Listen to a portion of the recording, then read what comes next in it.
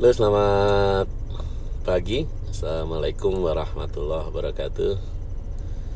Teman-teman sahabat dasar di seluruh Indonesia, ini Melato menyapa pagi hari ini setelah lama tidak siaran langsung. Saya minta maaf teman-teman, 1 tahun keliling Indonesia dan tidak sempat untuk berbagi buat teman-teman semua di Instagram secara online, secara langsung. Buat teman-teman semua yang hadir pagi hari ini, yuk diskusi santai. Anda boleh diskusi apapun, tanya apapun.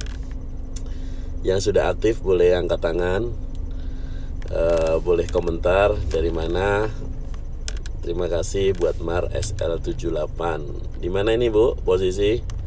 Belum kopi saya, posisi di mana Bu Mar? Oke, kangen jalan-jalan pagi teman-teman habis subuh. Biasa di mana-mana pagi-pagi sudah persiapan untuk seminar, training dan sebagainya. Kemarin saya sudah pulang dan hari ini sudah bersama keluarga di rumah. Pagi hari ini kangen ngantarin istri ke pasar. Ma, ke pasar yuk. Sudah ngapain nih? Sudah nganter aja, pengen nyopirin istri ke pasar. Oke, selamat pagi buat teman-teman semua yang selama ini sudah mendukung setiap aktivitas saya, teman-teman. Tadi pagi saya sudah membagikan satu hal tentang bisnis itu sesuatu yang kejam. Ya, kita akan bongkar kenapa bisnis itu kejam. Ya, teman-teman, bisnis itu membunuh atau dibunuh. Hal sederhana teman-teman. Anda boleh lihat begitu banyak bisnis yang dulu besar. Anda coba cek ya, di sekitar Anda mungkin Anda pernah ketemu sebuah toko, sebuah bisnis yang dulu gede banget dan sekarang sepi banget. Sebuah bisnis yang dulu banjir pengunjung dan sekarang tidak ada pengunjungnya. Yang dulu rame sekarang tutup bahkan. Apakah Anda pernah ketemu yang seperti itu? Saya berani garansi bukan pernah, tapi sering Anda ketemu. Kenapa? Ya tadi, bisnis itu kejam. Bisnis itu membunuh atau dibunuh. Bagaimana cara membunuh bisnis lain dan bagaimana cara sebuah bisnis itu akan terbunuh? Sederhana. Ketika ada sebuah bisnis yang memberikan satu nilai tambah, maka tiba-tiba itu akan menjadi malapetaka buat bisnis yang lain. Ketika hari ini Anda memiliki sebuah rumah makan misalkan rame sekali, Anda punya bengkel mungkin sekarang wow banyak sekali pengunjungnya. Ketika ada bisnis yang lain yang memberikan sesuatu yang berbeda, memberikan nilai tambah, bisa jadi itu akan menjadi awal dari jatuhnya bisnis yang lain. Anda lihat dulu ada satu supermarket besar menuliskan jaminan harga termurah. Jaminan harga termurah. Jika Anda menemukan tempat lain yang menjual harga di bawah harga kami, maka kami akan ganti selisihnya 2 kali lipat. Dia bilang begitu. Ini adalah sebuah komitmen memberikan harga terbaik kepada customer. Ketika orang membaca seperti itu dan orang sedang mencari sesuatu yang benar-benar berbeda, memang benar-benar mencari satu produk yang benar-benar murah, selesai. Yang seperti ini akan langsung direspon oleh pasar dan orang akan langsung berpindah, teman-teman. Seperti inilah yang namanya nilai tambah. Ketika ada suatu rumah makan rame sekali, terus kemudian di sebelahnya ada rumah makan baru, dia kasih tulisan gitu loh. Tambah nasi sepuasnya, tambah sayur sepuasnya. Maka tiba-tiba itu akan menjadi nilai tambah dan itu akan membuat bisnis yang tadinya rame satu persatu akan berpindah. Ketika ada sebuah bengkel memberikan garansi servis selama 1 tahun, Anda boleh servis kapan saja tanpa dikenakan biaya setelah 1 kali servis. Dengan menjadi pelanggan kami, maka Anda bebas mau servis kapan saja misalkan. Maka itu akan menjadi nilai tambah. Anda boleh lihat perseteruan antara handphone ya. Dulu ada Nokia yang bukan besar sekali ya teman-teman ya, tapi siapa sih nggak kenal Nokia gitu ya. Dulu Nokia itu semua orang pakai Nokia gitu. Kemudian ada BlackBerry. Dulu semua orang pakai BlackBerry, bahkan hanya orang bodoh yang tidak pakai BlackBerry gitu kan. Karena kemana-mana selalu ditanya pin BB-nya berapa, pin BB-nya berapa, pin BB-nya berapa kan. Anda boleh lihat gitu kan. Ketika platform BlackBerry waktu itu digunakan oleh banyak orang dan begitu banyak orang bahagia di sana, damai di sana. Tiba-tiba pengguna handphone Nokia itu berpindah semua ke BlackBerry waktu itu. Anda tahu begitu luar biasanya Nokia waktu itu kenapa? Karena sistem simbiannya yang luar biasa waktu itu dan hemat baterai dan sebagainya sehingga banyak orang pakai Nokia. Tapi Anda sekarang boleh lihat sebuah fakta. Mereka sekarang hilang dari kejayaannya. Dan begitu banyak perusahaan-perusahaan yang dulu besar sekarang satu persatu mereka sudah ditinggalkan oleh customernya. Kenapa itu terjadi?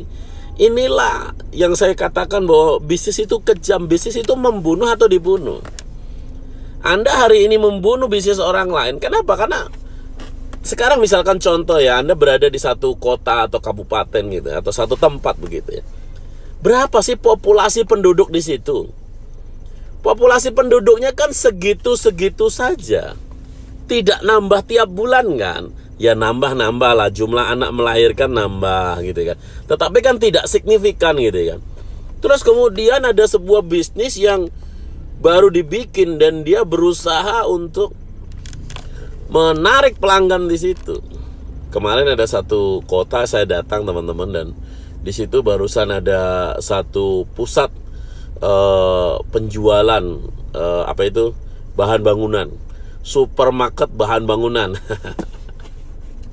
Wow, keren gitu kan, megah sekali teman-teman. Pertanyaannya, rame nggak dia? Rame. Pertanyaannya, apakah dia menciptakan pasar sendiri atau dia ngambil pasar yang sudah ada? Anda lihat hari ini Alfamart, Indomart ada di mana-mana dan Anda harus tahu sekarang bahwa banyak bisnis-bisnis kelontong yang hari ini mati gara-gara Alfamart, Indomart. Hari ini begitu banyak supermarket bahan bangunan yang hadir di setiap kota dengan layanan yang spektakuler luar biasa sekali. Jualan semen, jualan cetok, jualan amplas, jualan besi, jualan keran bak mandi, jualan shower, jualan.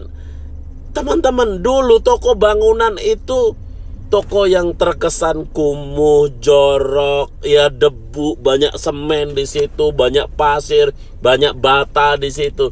Itu kan image toko bangunan dulu kan. Ketika dulu banyak toko bangunan datang, terus kemudian dengan konsepnya yang jorok, yang kumuh, yang berdebu, kemudian itu dilihat sebagai satu peluang oleh banyak orang. Akhirnya banyak investor membuat supermarket bangunan. Maka Anda boleh lihat sekarang toko-toko bangunan tradisional ini sudah mulai ditinggalkan oleh customer. So, apa yang mesti kita lakukan sekarang adalah temukan nilai tambah bisnis Anda, atau Anda akan dibunuh oleh bisnis lain. Catat, Anda hari ini memiliki nilai tambah dan Anda akan dikejar oleh customer Anda, atau orang lain yang akan memiliki nilai tambah dan mereka yang akan membunuh Anda. Ini sebuah fakta, sebuah kenyataan.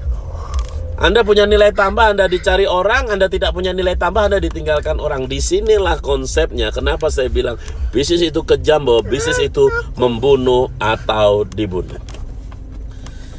Terus bagaimana supaya Anda bisa terus berkelimpahan nilai tambah? Bagaimana supaya Anda terus bisa memiliki sesuatu yang berbeda sehingga Anda akan dicari banyak orang? Maka tugas Anda sebagai seorang businessman, sebagai seorang pelaku bisnis, sebagai seorang entrepreneur, tugas Anda adalah terus kumpul sama orang-orang hebat, terus kumpul sama orang-orang yang kreatif, terus kumpul sama orang-orang yang visioner. Supaya apa? Supaya Anda tidak pernah kehabisan nilai tambah. Ingat, nilai tambah adalah sesuatu yang membuat Anda dicari orang. Ketika Anda punya nilai tambah, maka orang akan dengan sukacita mencari Anda, datang lagi, datang lagi, datang lagi, datang lagi, dan terus datang kepada bisnis Anda. Tapi ketika Anda tidak punya nilai tambah, ya udah selesai.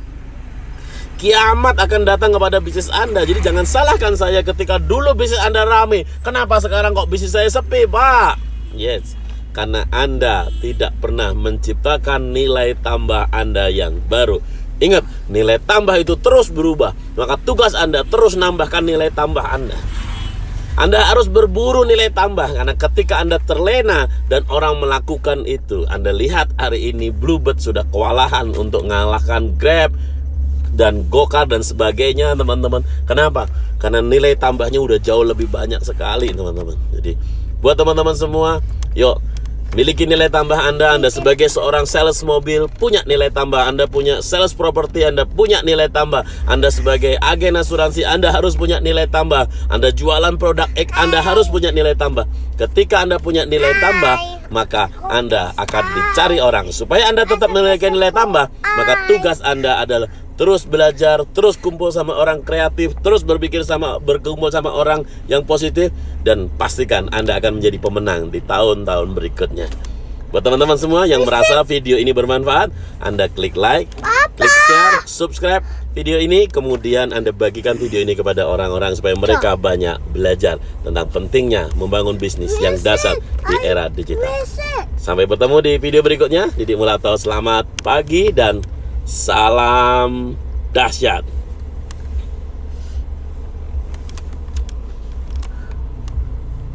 Papa.